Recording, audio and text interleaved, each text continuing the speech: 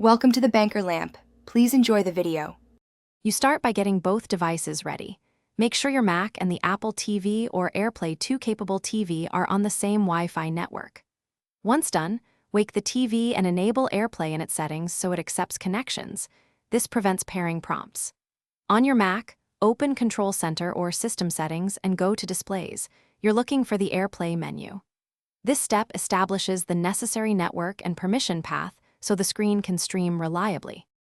Now initiate the cast. Click the AirPlay icon in the menu bar or open Displays in System Settings and pick your TV. Choose mirroring to show the Mac screen or use as separate display to extend your desktop. This affects window placement and performance.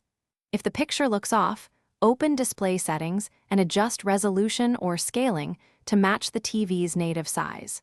Make sure audio routes to the TV by selecting it in Sound Settings. This keeps video and sound synchronized. To finish, stop AirPlay from Control Center or disconnect in Displays. This returns your Mac to local display only. If you notice lag or stuttering, move interfering Wi-Fi devices away, switch to the 5 GHz band, or use Ethernet with Apple TV to reduce latency.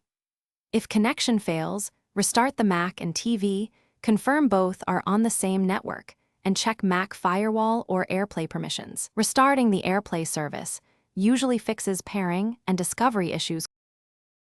Thanks for watching. If this was helpful, leave a like and consider subscribing. See you next time.